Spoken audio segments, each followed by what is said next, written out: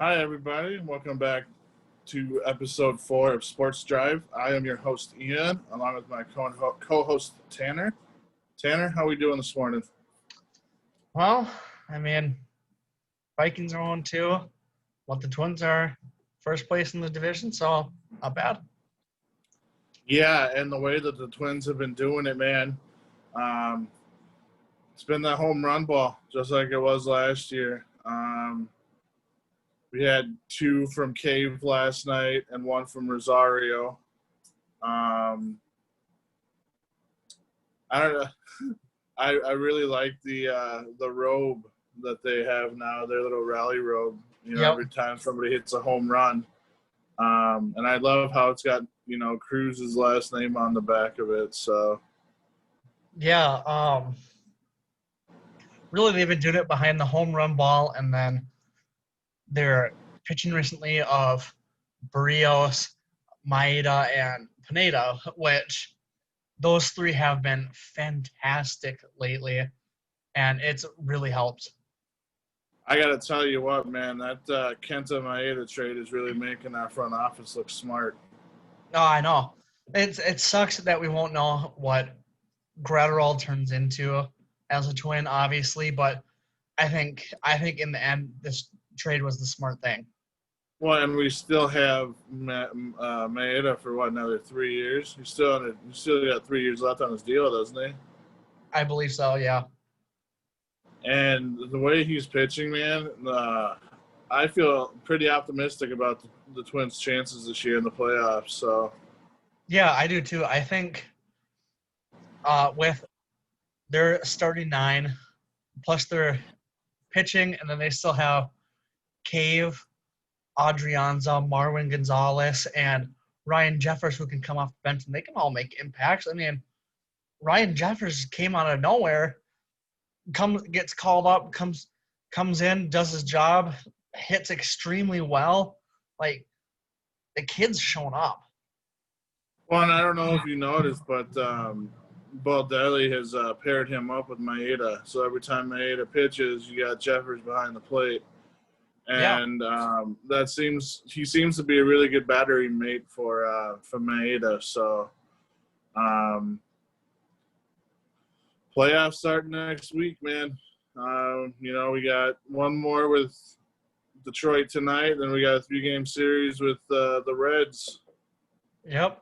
And if the season were to end today, Twins would end up facing the Houston Astros, and the White Sox would be facing the Yankees. To be honest with you, though, with how up and down the Yankees have been all year, I think really the only pitcher you'd have to worry about in that rotation is Garrett Cole. Mm-hmm. And with how up and down they've been, I think a lot of it also has to do with injuries. Because I know at one point they had, I think it was 6 or 7 pitchers on the IL, and then obviously Stanton, Judge, Voit, Gio Urshela. There's all these guys on the IL all at the same time, and I mean they were still finding ways to win. I mean, but obviously it wasn't good enough because the Rays yet again took the division. That's a team I don't think anybody wants to face in the playoffs, dude. The Rays are really good. I think Tyler Glasnow and Blake Snell are definitely 2 of the top pitchers in the AL. Well, and now we see why the Twins were trying to push so hard to get Blake Snell. Yeah. When they traded for Odo. Yeah, I can see why Odo really wanted Snell in Minnesota. The kid's got talent. Mm-hmm. All right, what do you want to start with? News or the scores? Let's start with the news. I know we got a lot of injuries going on right now in the NFL. Yeah, let me pull up. I can tell you pretty much everybody who was hurt. So from Sunday, Saquon Barkley, Solomon Thomas, Cortland Sutton, Nick Bosa, Anthony Barr, Malik Hooker, Tavon Young, Bruce Irvin, Christian McCaffrey, Paris Campbell are all out for the season. And then you got Jimmy G, Raheem Mostert, Tevin Coleman, Drew Lock, A.J. Brown, Connor McGovern, and Rashad Perriman, who are all expected to miss 2 or more weeks. I don't know what it is about week 2 in the NFL, man, but I don't know if it's because they didn't have preseason games or if there's just bad juju going on in the NFL right now or what the deal is, but I'm thinking it's probably a lot of it has to do with not having preseason, so players weren't really able to kind of ramp it up a bit from training camp to preseason up to the regular season. I think part of it has to do with that. I think a lot of it's also bad luck for a lot of these players. yeah, and you got to feel for a lot of these guys too, especially, they all work so hard with their off-season regimens to get ready for the season. A guy like Von Miller who kind of had a down season last year, and all the coaches and everything were like, "Oh, he's going to have a great year, fantastic year." COVID hits, ended up getting COVID, and then right before week 1, ends up hurting his ankle. So yeah. Done for the season. I mean, he said he's not done for the season, but he said he's he wants to try to come back at the end of the season, but I think that's all going to depend on their record. So yeah, I saw he was eyeing a December return, but a lot of the doctors are saying that a December return's almost completely out of the picture. His best bet would be probably mid to late January, probably second round of the playoffs. yeah, I mean, if Denver makes it that far. Yeah. With the 49ers, they've lost so much. They're down Kittle, Jimmy G, Tevin Coleman, Raheem Mostert, Deebo Samuel, Nick Bosa, Solomon Thomas, and Richard Sherman right now. Like they're down so many people. Yeah, and I'm not usually one for superstitions, but I think it's the Super Bowl loss, man. You got these teams, a lot of these teams who get to the Super Bowl end up losing it. Struggled for the next, few seasons after. I mean, look what's happening to the Atlanta Falcons. Yeah. Really, the only exception to that rule is obviously New England because Bill Belichick's just a mastermind. Well, that and he likes to deflate his balls too, but we won't go that's there. just Brady. That's just crybaby Brady. Deflate my balls so I can play, coach. Yep. I see that your boys are signing former Bronco Todd Davis. Yeah.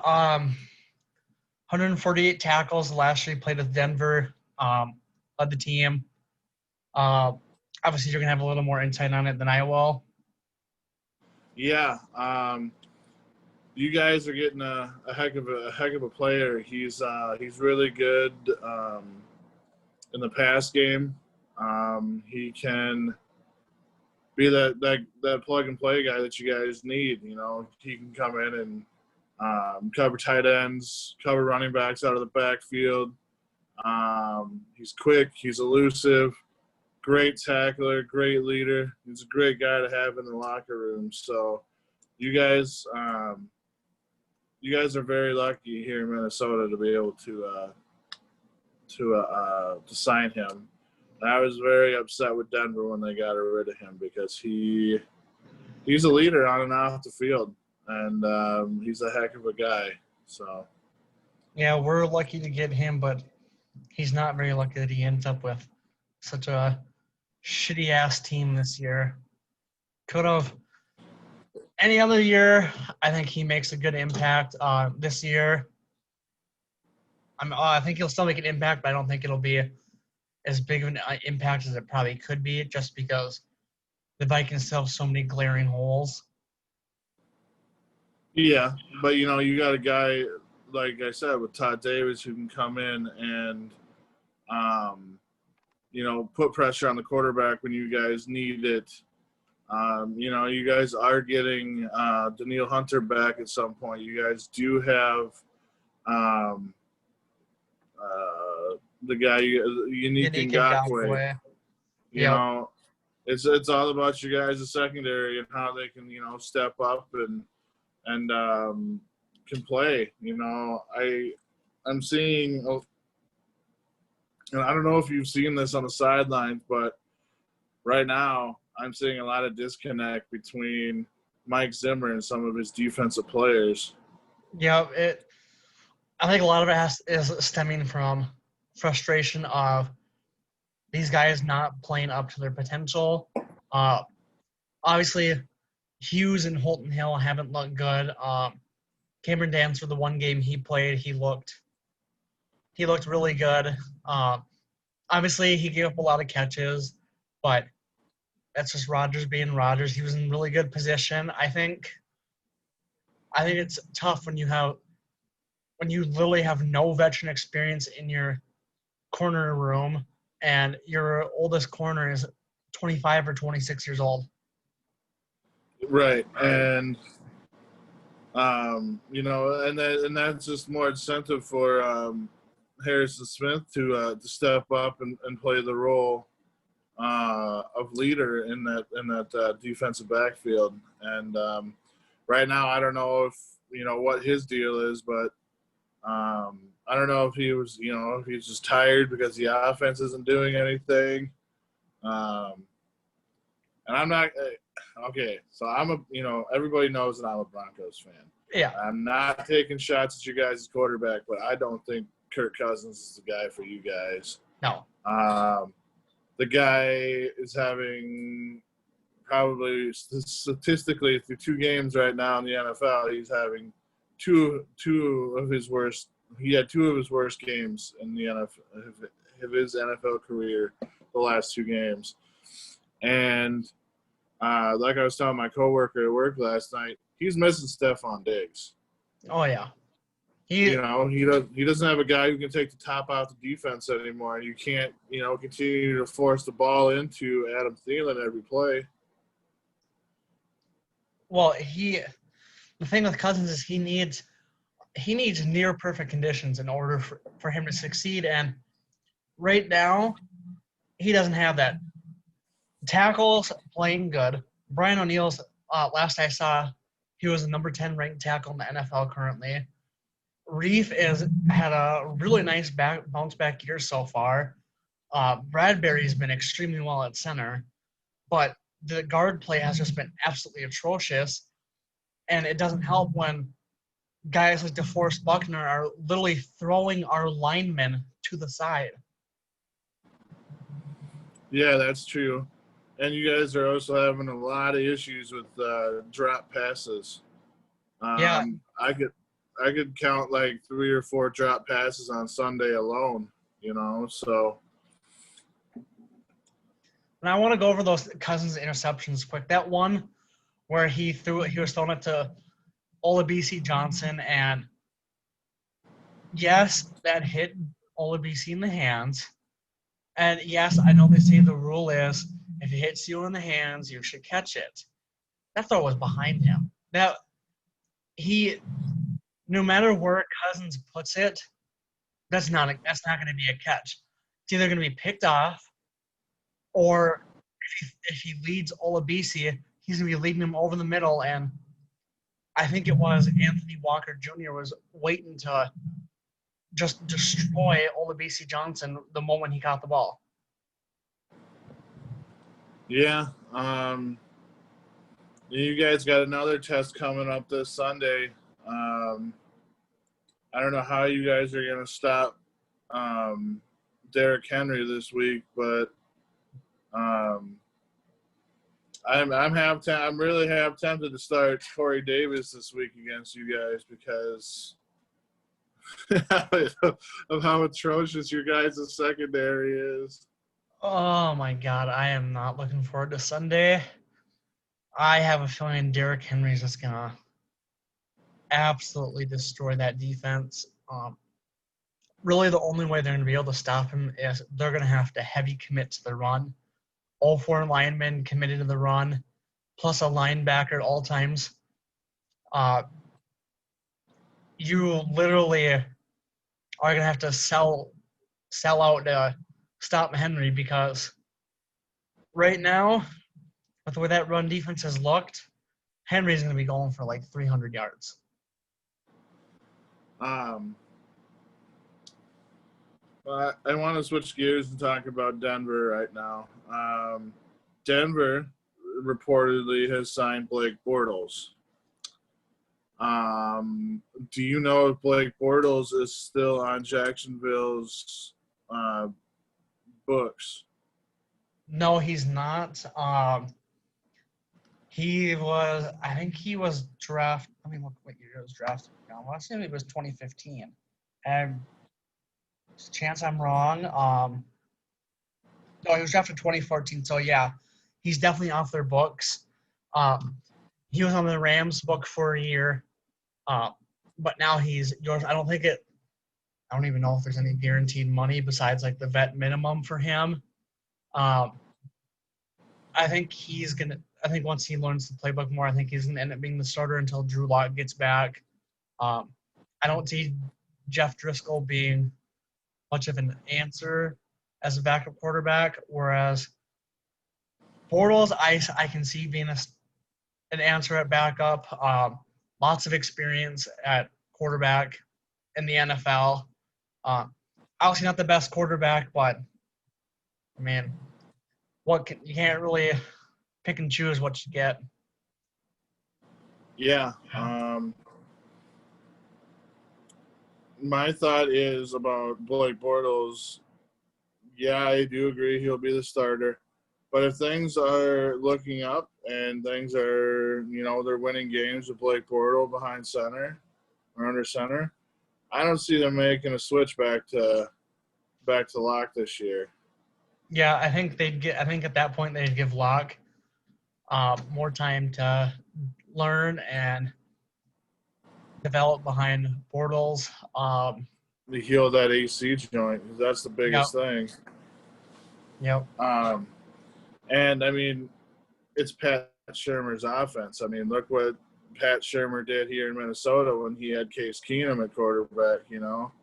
Maybe Pat Shurmur's offense is built for backup quarterbacks. You never know. But like I said, I really don't see them making a move at quarterback if Blake Bortles is coming in and winning football games for them, or at least giving them a chance to win every week. Yeah. Big thing will be if Jerry Jeudy is able to go Sunday. I know he's been extremely limited in practice with a rib injury. He said it wasn't the result of a big hit, more or less just him getting hit in the wrong spot. I think if he goes, I don't think it'll be as bad. I think if he can't go, I think you guys are going to struggle. Yeah. Right now our most veteran wide receiver that's going to be out there is Tim Patrick. We do have Deshaun Hamilton as well, but he's got a history of dropping passes, and I don't know if they need to put stickum on his hands or what, or tell him that this is a baby and he needs to hold it, or they need to tell this guy something, because he's having a real hard time hanging on to the football. So yeah, and I mean, the thing is, I don't understand how these guys are dropping so many passes. Like the gloves they wear, those things are sticky as all hell, and it just amazes me how guys can just drop so many passes. Well, it's just like Sunday when Emmanuel Sanders dropped a pass. It's very unlike Emmanuel Sanders to drop a pass. Mr. Reliable, Peyton Manning loved him when he was in Denver with Peyton. So, and last year when I went to Denver and watched that game in Denver, and watching Emmanuel Sanders live is a lot different than watching him on TV, because that guy is fast and he is willing to put his body on the line to make a catch. So, Yep.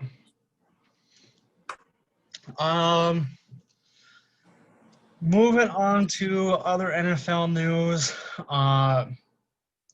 Randy Moss today, he was talking about his career, and he said that he talked to Russell Wilson recently, and he told him that 2013 he actually almost signed with Seattle. That was the year they won the Super Bowl. That would have been quite the that could have been quite the tandem there, him and Russell Wilson. I mean, I know he wasn't the same receiver he was, but I mean, he was still beating guys even when he was on the 49ers. well, bring him out of retirement. Let him come play with Seattle. Yeah.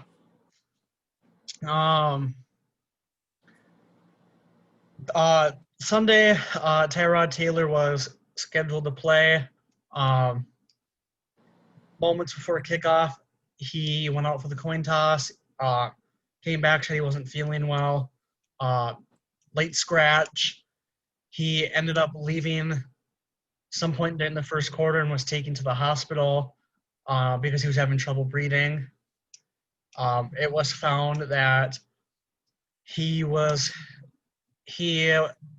given he was supposed to be given a pain medication because he's dealing with cracked ribs, and he was given a pneumothorax, which pretty much they punctured his lung with a needle. And now the NFLPA and the NFL are investigating the Chargers team doctor. Chargers, they have a really, really bad history with doctors. The last doctor, Dr. David, I think it was Dr. David Chow. He currently works for Fox Sports. He had gotten 2 DUIs, been accused of other things. Then at one point he had his surgeon license revoked in California. Chargers, Spanos brothers, the owners, they have quite the history of cutting corners when it comes to cost, including their practice facility, which a lot of the players hate. Well, they aren't in San Diego anymore. They are in LA. They are the LA Chargers now. Did I say San Diego? Yeah. Oh. They have a new facility. They have new practice workout facilities. Lance Lynn is their head coach, right? Yep. Did you hear what Lance Lynn said on Sunday after Justin Herbert had a fantastic rookie debut? Yeah, he wasn't committing to keeping Herbert as a starter, which I understand because he's a firm believer that you shouldn't lose your job to injury. So he said that once Tyrod Taylor's completely healthy and every doctor clears him, he will be giving Tyrod Taylor his starting job back until he performs poorly, which I don't know. I think it's a good idea, but at the same time, it's a bad idea. It's a good idea letting Herbert sit behind him and learn. Tyrod Taylor's been just a pro about it. He's totally okay with sitting as long as he has to. He's helping Herbert. He's doing everything he can for the team from the bench. And right now with the punctured lung, you just don't know how long, it's going to be that he's going to be out with that punctured lung. Yep. It could be, 3 to 5 weeks. It could be the rest of the season. You just don't know, depending on how bad the lung was punctured. So. Yeah. Yesterday, Hall of Fame, Kansas Jayhawk and Chicago Bear running back Gale Sayers died at the age of 77. Uh, I don't know if you did, but I didn't see a cause of death. Um, Played 68 career NFL games. Hell of a running back. Uh, he was famous for always saying, "Give me 18 inches of daylight, and that's all I need." Yeah, it's only 4 seasons that he played in the NFL. They were talking about it this morning on the Power Trip Morning Show. Um, Both Sean Payton and John Gruden were fined $100,000 for not wearing their masks, and then the teams were subsequently fined as well for Vic, that. Vic Fangio was too, and so was Denver. Yeah, well, a lot of teams have been getting fined for it. They want to create a good public image that masks are fine, um, and that it's acceptable to wear masks, and that there's nothing wrong with wearing masks and everything. And I totally get that, but I think finding the teams is a bit far. I think finding the coaches, I think that's totally okay. I'm on board with that, but I think finding the teams is taking it a bit too far. Well, I mean, the NFL just got what $350,000 from combined from all the coaches and from the teams as well, because you got $250,000 fine for the team and then $100,000 fine for the coaches. Yeah. And I understand it and I get it because I have to wear a mask, when I'm at work, and it's part of your job. You got to wear your mask to be safe, to protect your players, to protect yourself, protect people on the sidelines. But going after the coaches like that and going after the teams, that's a lot of money. Yeah. And I mean, it's not like they're hurting for money. I'm pretty sure not too long ago they just signed maybe like a couple $1 billion deal for TV rights with CBS, Fox, and NFL Network, and NBC. Well, now they're starting to allow fans back in the stadiums. So, I know Denver's got, I think, like 7,000 tickets that they're selling for their game on Sunday. So, Yep. and it's the same thing. It's the same thing with fans going in the stands, man. You have rules, you have regulations. Wear your mask. Social distance yourself. The only time that they want you taking your mask off is if you're eating or drinking. Yep. And it's funny because when you look at it, the fans aren't even like social distancing. So many of them just sit in like one big area and just congregate together. It's like, do the ushers like have to escort you to a different seats so that way you're not all right next to each other, and in case one of you are asymptomatic and you don't know it, and you could spread COVID, obviously. Even if you're wearing a mask, obviously there's still that chance. Not all masks will stop the spread, obviously. Yeah. But I mean, I guess if they want to take that risk, they signed up for it. Moving on to the NBA. Last night, the Miami Heat took a 3-1 lead on a 112-109 win behind Tyler Hero's career-high 37 points. First half, Jason Tatum was held scoreless for the first time in his career. Really good game down the stretch. Miami just would not, or not Miami, Boston would not go away. But in the end, they just couldn't pull it out. Tyler Hero was another one of those guys that Minnesota should have drafted. Yep. They had their shot with him. Instead, they wanted Jarrett Culver. I would have much rather have Tyler Hero. I think we all would have. Did you hear what he said, though, about Jimmy Butler? No. He said that the Jimmy Butler has been a good big brother,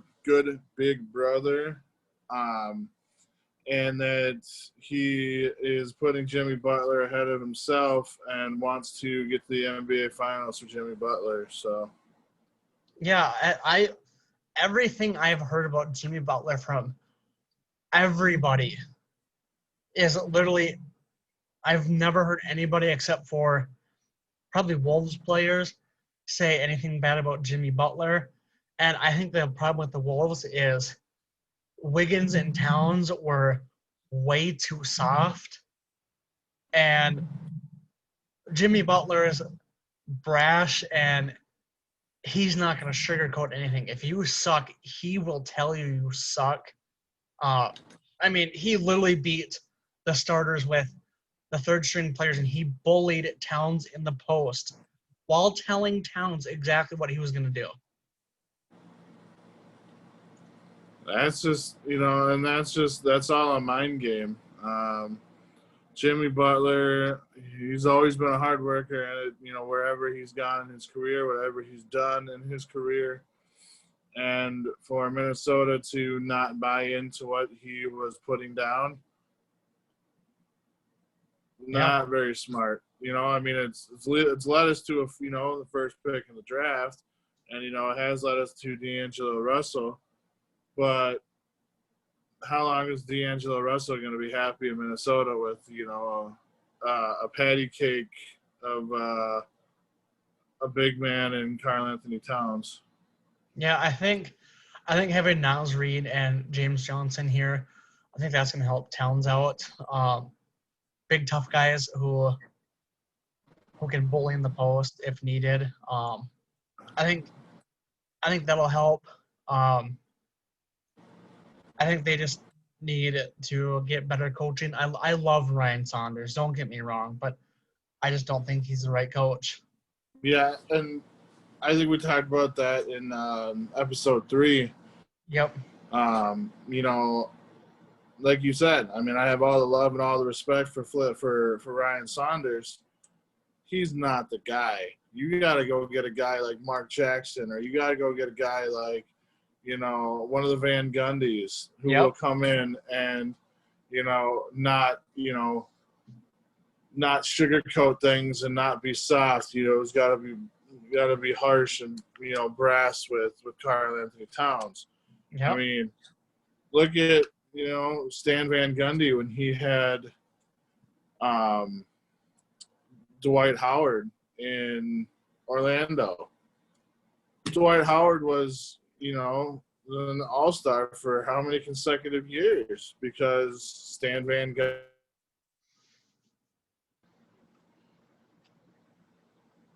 So I missed a lot of that. Your audio cut out completely. Oh, you did? Yeah, the last thing I heard was, look at what he did with Dwight Howard for 12 years. Oh, yeah, look what he did for Dwight Howard. The guy, was an all-star, in Orlando for a lot of years when Stan Van Gundy was the head coach. Yeah. And he needs to come in. I think they need to get a guy like that and come in and not let Karl Anthony Towns play patty cake. Yep, they need to. I really think one of the Van Gundy brothers would be really good here. Neither of them will sugarcoat. Mark Jackson doesn't either. I don't think Chauncey Billups. I'm glad they didn't go after him. I don't think he would have been a good fit. I think he's a little too soft on the players, even as an analyst. Really, the pipe dream would be Popovich, obviously, but that's never going to happen. No, and I think Pop, whenever his contract is up with San Antonio, I don't think he's going to sign anywhere else. Yeah, I think he's just going to be done coaching. Yep, he'll either be done coaching or he'll sign like 1 or 2 more years, and then he'll let Becky Hammon or Tim Duncan take over. Yeah. What about Billy Donovan signing as the new Bulls head coach? I think that's a really good signing. I think that's going to be good for the development of some of the young guys, Kobe White, Wendell Carter, and Lowry Markkanen. I think they can do big things. Obviously, they're not going to be good right away. It's going to take time, just like with everything else. It takes time. Um, First year, kind of got to establish the culture. Can't expect a winning season right away. Uh, they don't have a lot of pieces besides those young guys plus Levine. Um, but yeah, I think he's a great hire there. I think they can get back in the playoffs real soon. I really wish Minnesota would have been able to pursue him. That would have been really nice. I would have loved to have Billy Donovan here in Minnesota. When we were looking for coaches and we ended up signing Tom Thibodeau, we were also looking at Scotty Brooks. Yep. As a head coach. And I really wish Washington. Minnesota would have gone after him. Yeah.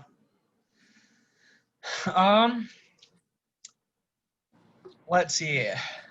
Wednesday night, the Nuggets held off the Lakers Tuesday night, the Nuggets held off the Lakers after late Jamal Murray 3. He finished with 28. Him and Jokic have absolutely just carried this team. Obviously, last night they got a lot of contribution from Jeremy Grant, who had 26. They're starting 5 plus Porter Jr. and Michael Porter, Gary Harris, and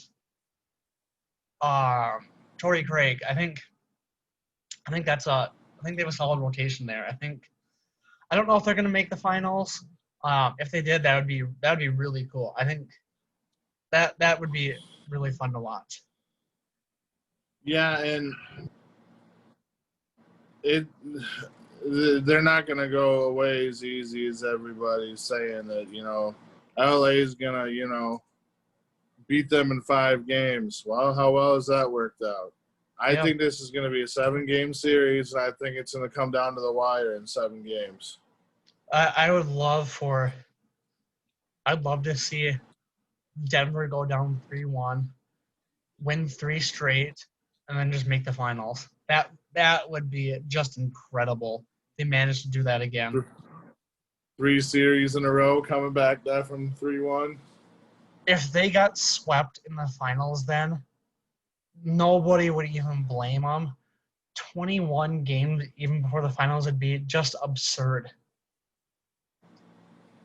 Well, and if you have to face a team like Miami, I think no matter who they face between those two, they'd probably. I think no matter who makes the finals out of the East will make it a good matchup versus whoever the eventual Western champion is. Yeah, I agree.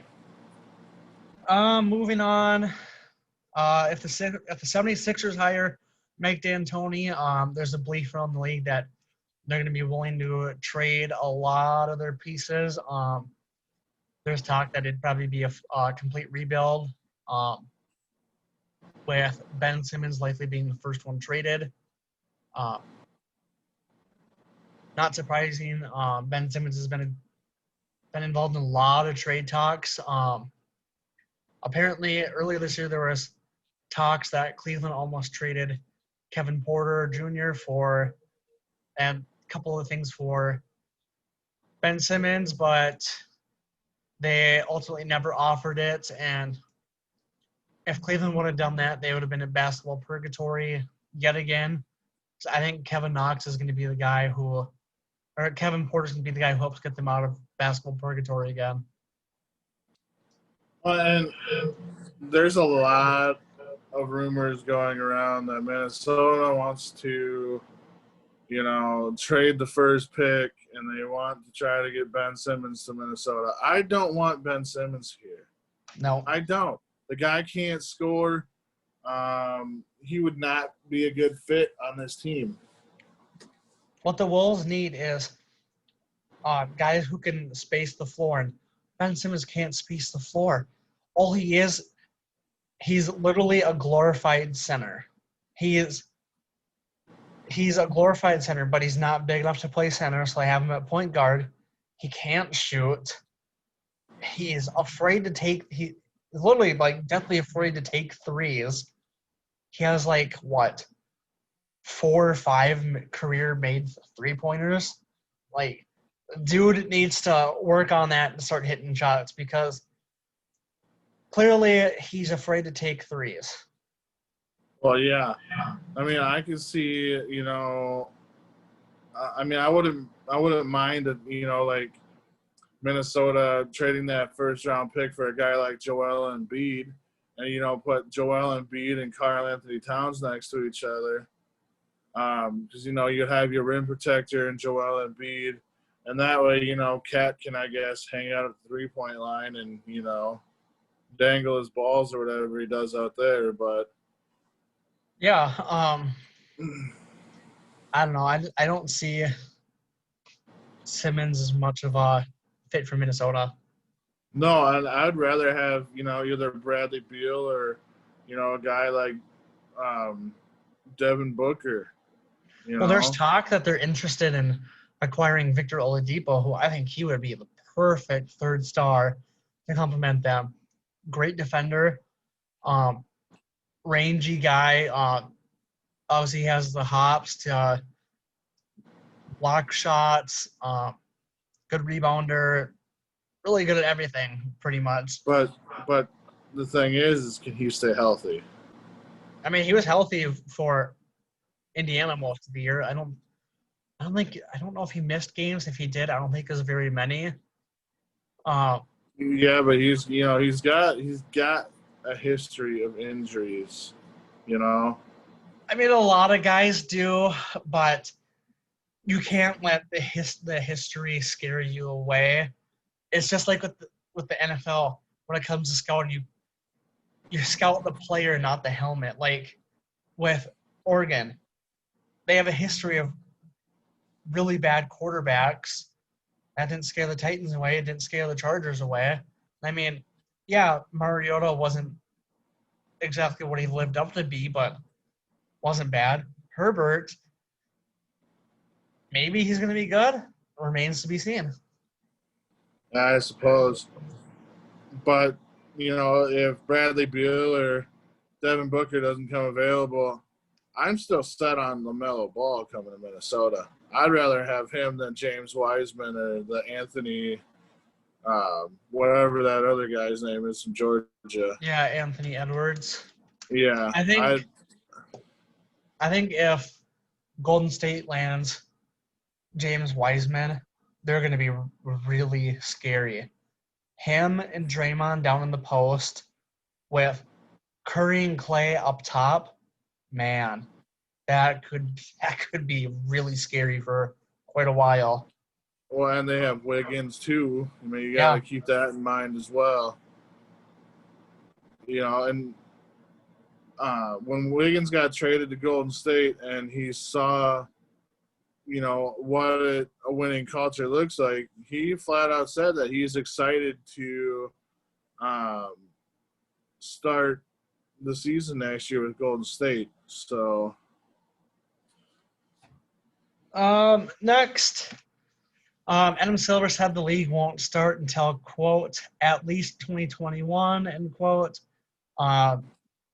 He said that he's hoping to have games played, quote, in home stadiums and in front of fans. Obviously, that is the dream. Everybody back in stadiums or even half capacity for fans. That would be ideal too. Yeah.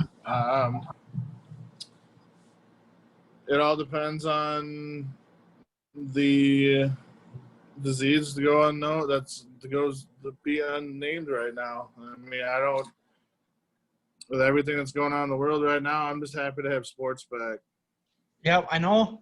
Well, I don't remember where it was, but I saw a report that said that there is strong research that suggests that COVID-19 will end up becoming a kind of like a seasonal thing, kind of like the flu.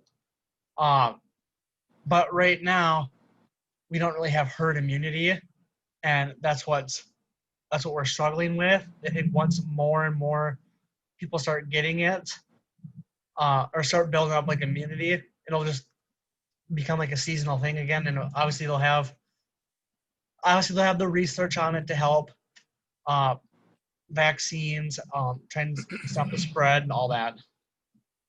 Right, and as much as people want this thing to be over, it's not going to be over anytime soon.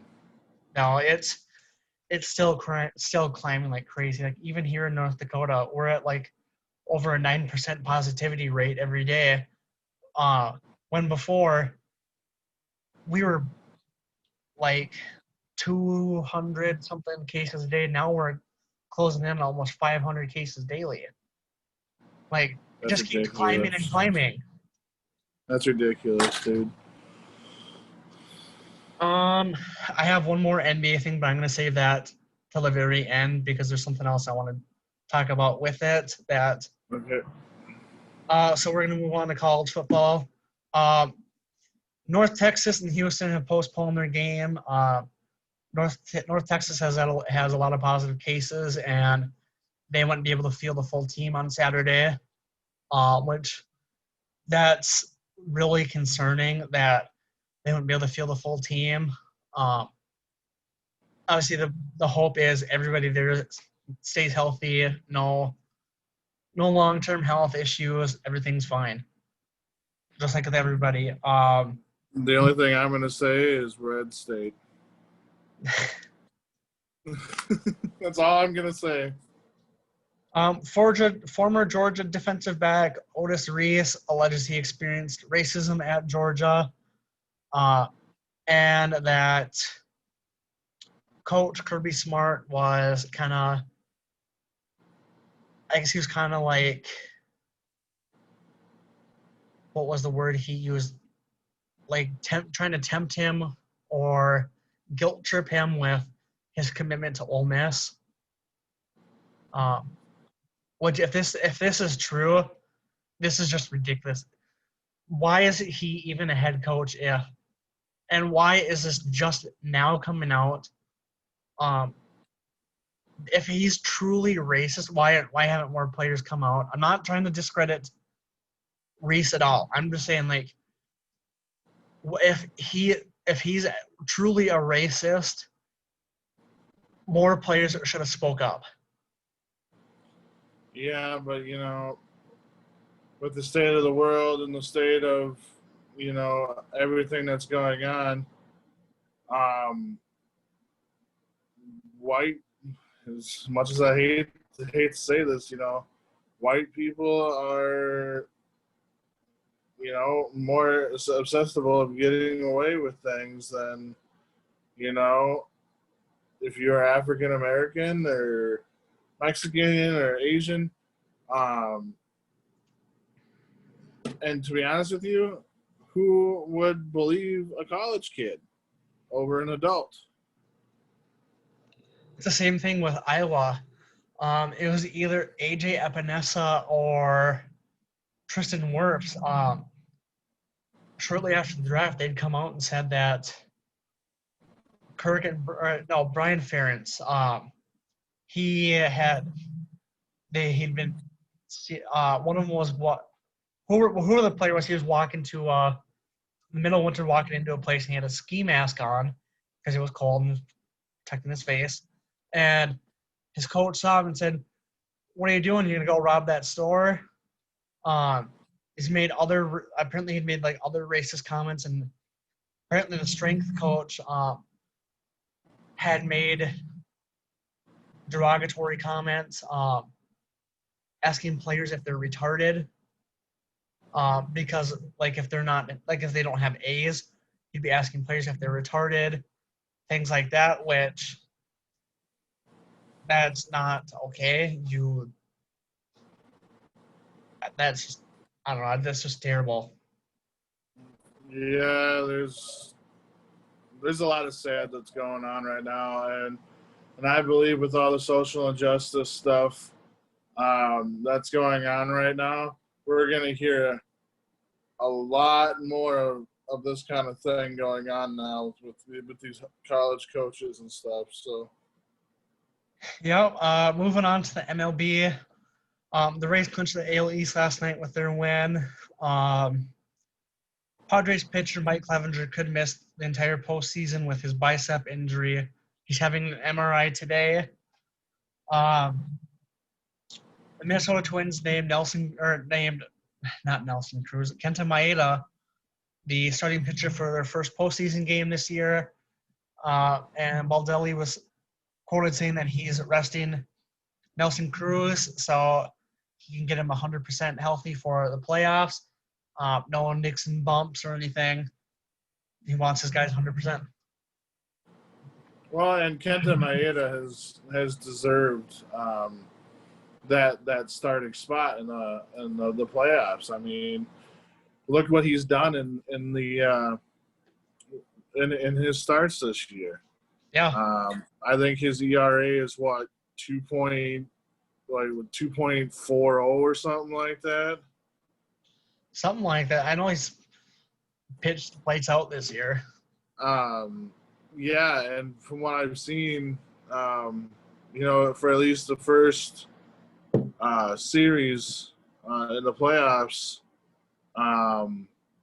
they're gonna go Kenta Maeda, Jose Barrios, and then Michael Pineda, and then have the supporting cast around them. You know, you have guys like Jake Odorizzi, who they said probably, they'll probably have him as like a long man in the first series. Same with Rich Hill, Homer Bailey, another guy that'll probably come in and, see some innings probably late in the game if the Twins are up. I think they just need to cut ties with Matt Whistler. That guy is completely useless. I was surprised to see Dobnik on the taxi squad rather than the actual roster. I mean, I don't know. Yeah, he had 2 bad starts this year, but I mean, the rest of his starts, he wasn't bad at all. Like, he had a lot of quality starts.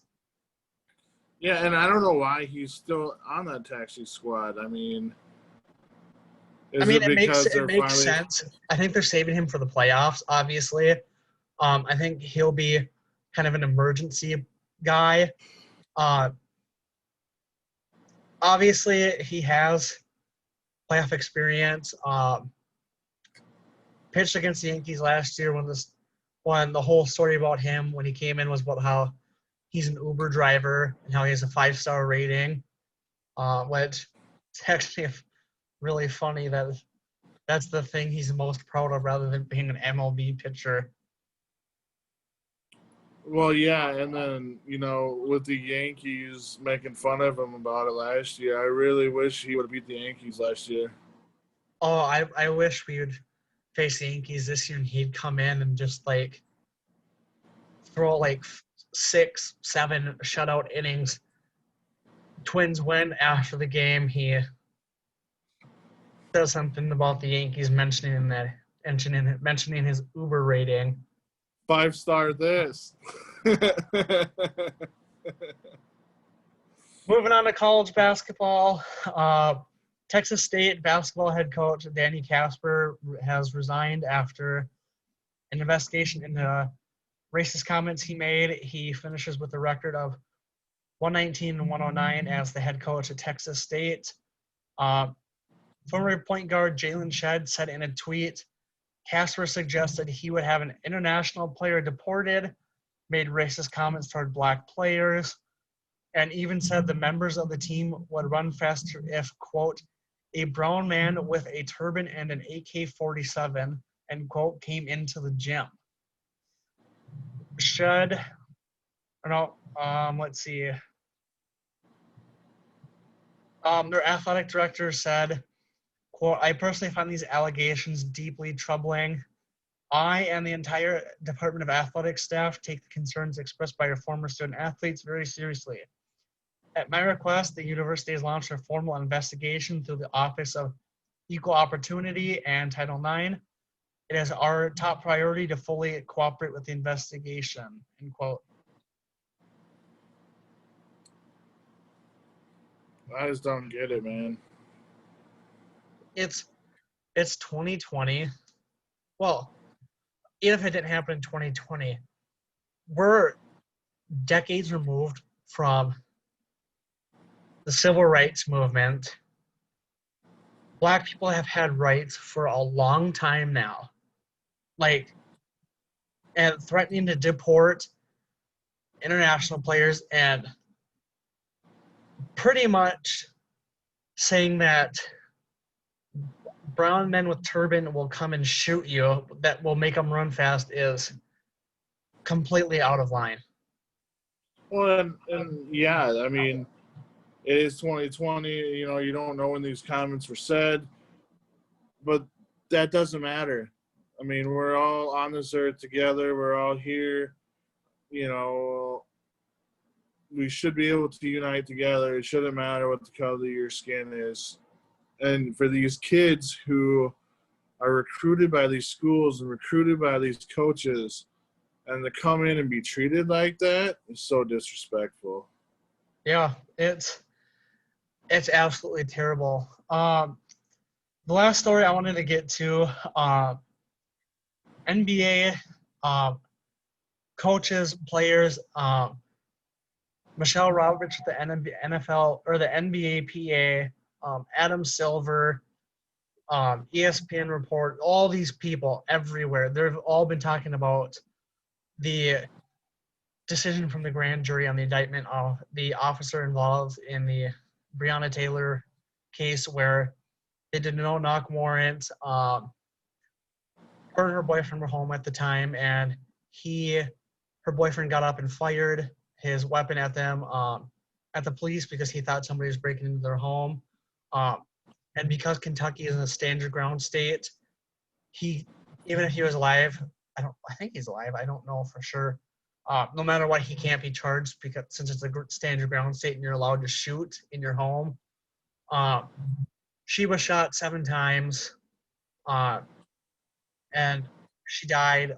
The officer was only charged with wanton endangerment for the bullets going through the walls of the apartment next door. NFL players are speaking out too. The whole thing is just a big mess. Before the indictment was even handed out, the Louisville mayor declared a state of emergency, and he called in thousands of National Guard troops because he knew if they didn't get the verdict they wanted, lots of protests and idiotic rioters would come out. And it's starting. Yesterday, unfortunately, 2 Louisville police officers were shot. I don't know if they were killed. Obviously, that's not okay. Like LeBron said, he was asked about all that.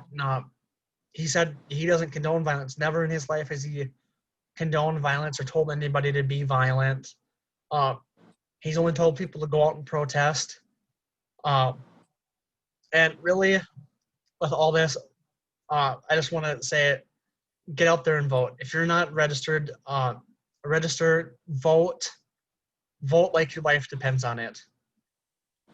Well, right now, basically, our lives do depend on it. I mean, that's the way it.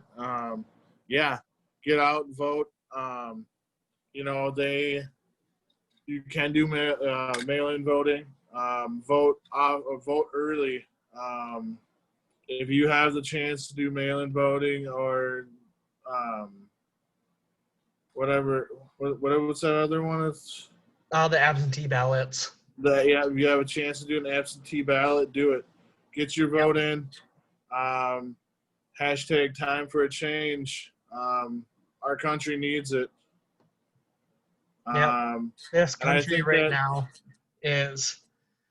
it's in a state I've never seen. I've never seen a country that hates a president as much as they do right now. Obama, like, literally, they had Ruth Bader Ginsburg set up on heard they had her casket on I think it was on the steps to the Supreme Court or something like that. And Trump was out there, paying his respects. There's people out there too. Honestly, there were thousands of people booing him, and they were chanting, "We need change," things like that. And really, yes, I'm 4 more years of Trump, probably not ideal. 4 to 8 years of Biden, I don't know. It might not be ideal. The positive that would come from the Trump administration staying would be more job creation, less people being unemployed, and in 4 years we'd have fresh, hopefully progressive candidates who are younger and can see what's going on in the world right now, what's going on in the U.S. right now with all the racial tension, and something needs to change. Yeah, and I 100% agree. But there's been news outlets who have said that if we have 4 more years of Trump, our economy,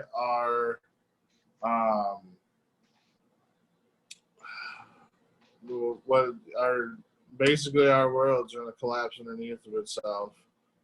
Well, yeah, I've seen reports from anonymous people within the Trump administration and people who used to work in the Trump administration just this year who have said that he knew about the virus for a long time.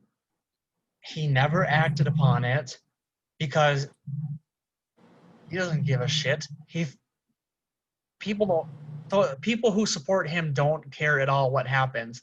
They literally will back him no matter what. I think it was Jimmy Kimmel did a bit where he sent somebody on the streets and they asked people like, what would it take for you to not vote for Trump? A lot of people said no. Somebody said even if he shot and killed 3 people on 7th Avenue right in front of them in New York, they would still vote for Trump. They said he could literally burn people's houses down, shoot them, lynch them, whatever, and they would still vote for him. And I mean, and that's really scary, that people have that people have that mindset, and people, are, he's the greatest president that's ever lived. No, he really isn't. He's brought a lot of hate. He's brought a lot of